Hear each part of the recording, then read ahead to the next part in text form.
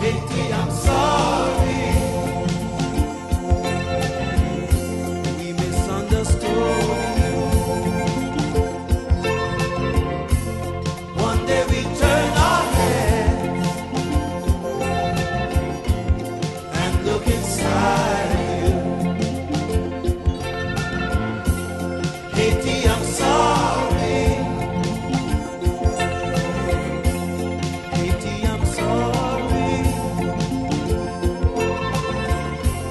One day we turn our heads, restore your glory.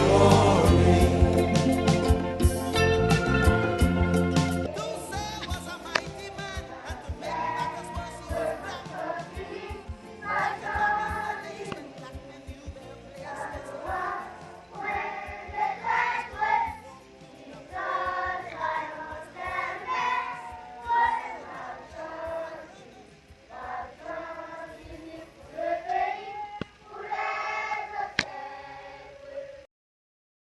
I was a pastor in Haiti for 4 years, and I come to this country in 1974.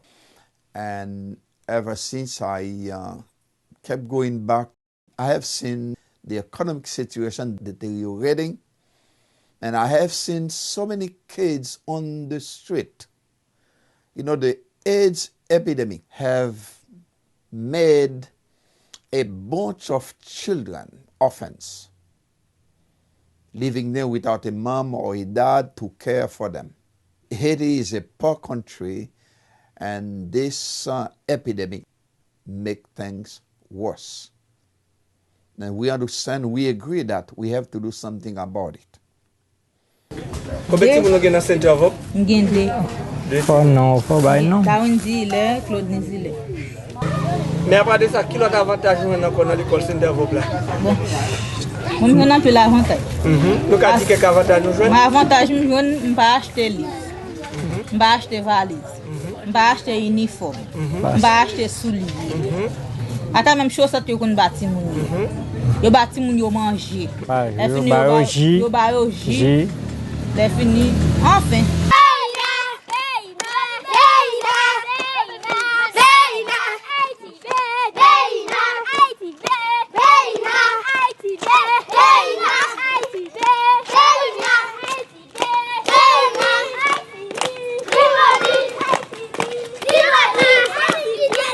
In the beginning, in 2011, Will and I, we go out, we walk around the neighborhood to tell the parents that we are going to open a school. And we ask them if they want, they can send their children to our school. And sometimes we find people who want to do that quickly. But sometimes, unfortunately, we find some people who don't really want because they don't know exactly how the school will be. And now, I can tell you, it was difficult to choose because we had about 50 children who came this year to be in first grade in our school. In each class, we want to have not over 15 children.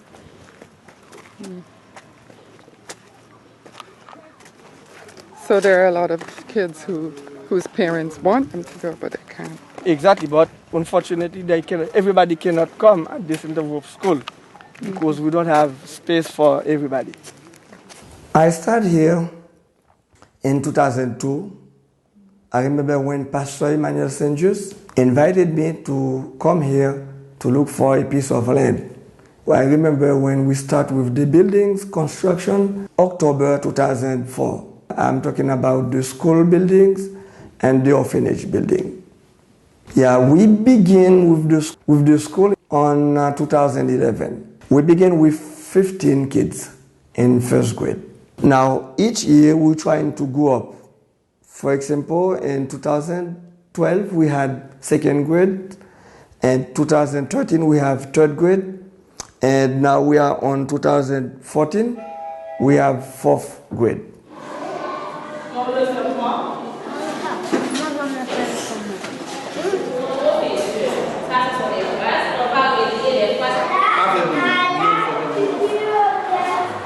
give these children hope that we can educate them, take care of them, and when they're old enough to go out on their own, they're comfortable, they're confident, and that's my goal, that they can help the community of Haiti grow and mature and do well.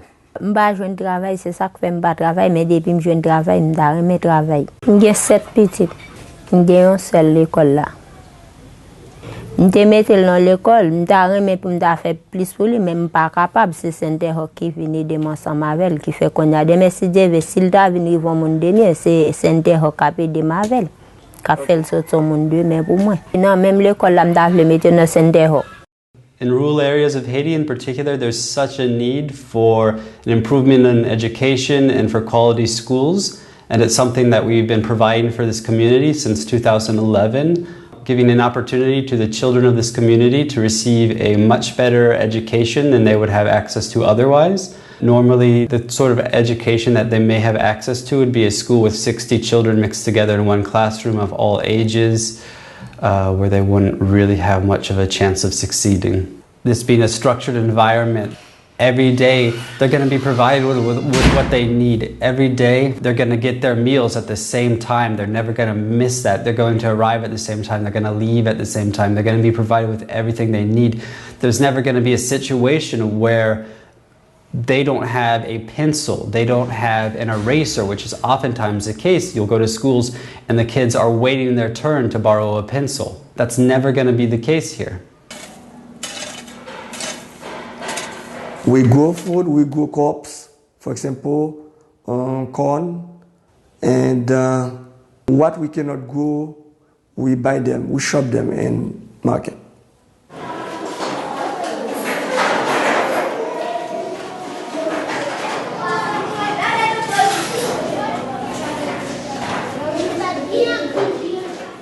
Stanley, vous voulez lire pour monsieur?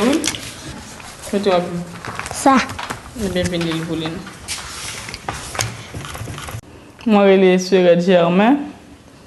Moi, j'ai environ 1 an depuis que je travaille ici. Je travaille avec Timounio. Moi, je viens vendredi, après-midi, disons. Moi, je vais lundi matin. Moi, je travaille avec eux. Moi, je fais au lit. Moi, je fais devoir. Moi, je fais manger pour eux. Moi, je lave radio. Moi, je suis Timoun. Moi, je fais tout le bagage pour Timoun.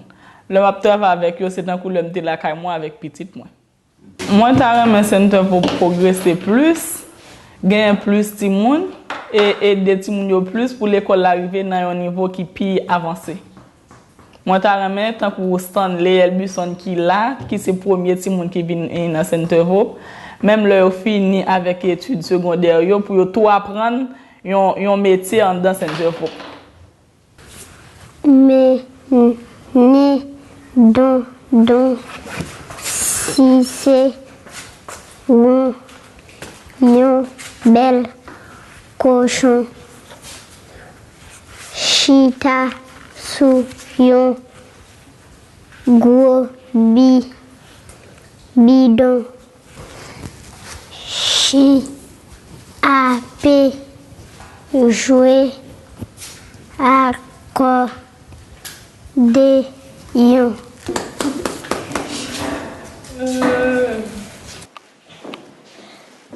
Ok, d'abord j'ai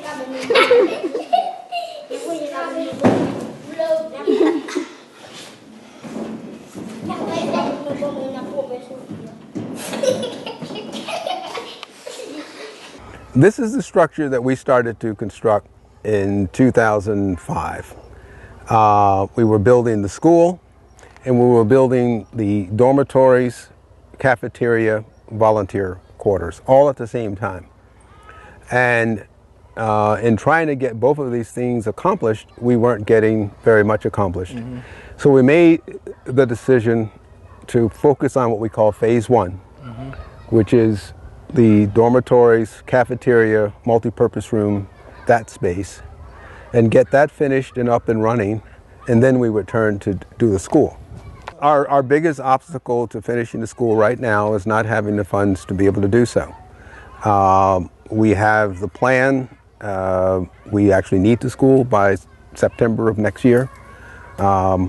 We have this foundation to work on, which could be helpful, or we might build closer to the school, which also might be helpful. But unless we actually have the funds, we won't be able to do it. Now, the good news is that we have a donor who's given us $250,000 in matching funds, which means for every dollar that we get, it will be matched up to $250,000. That's $500,000. That would give us a school.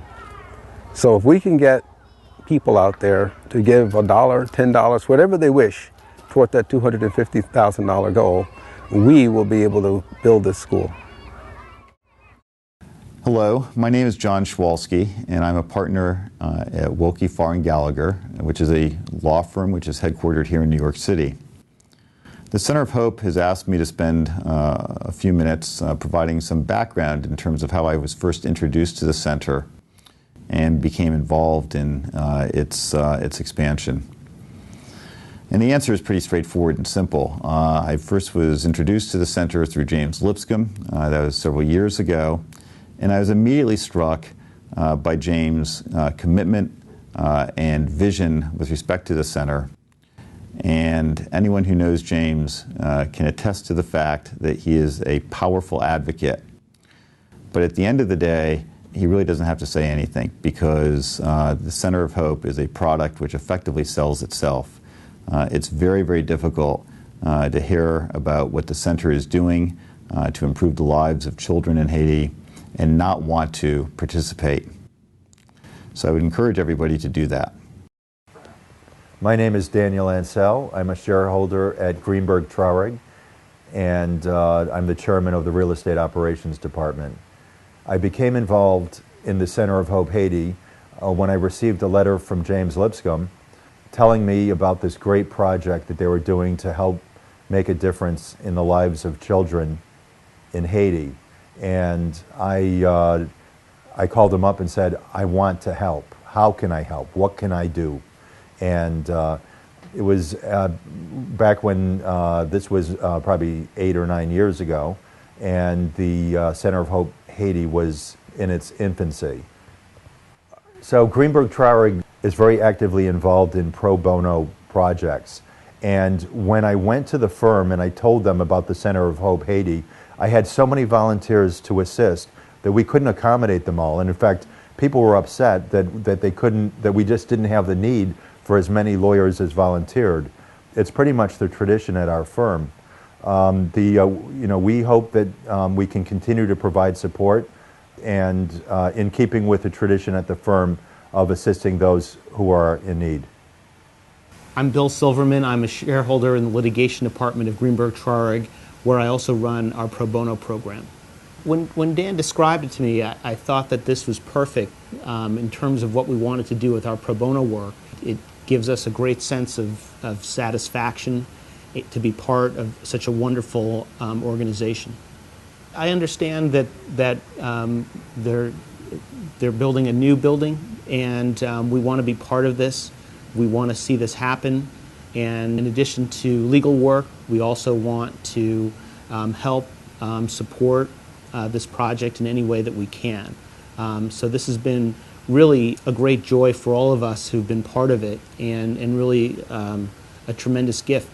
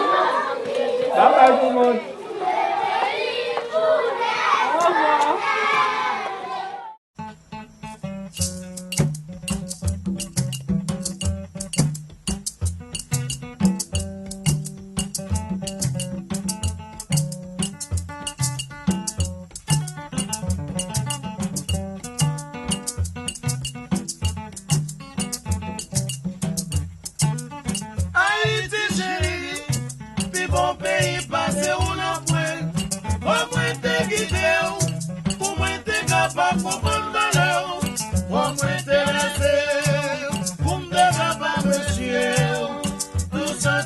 vraiment tout ça ou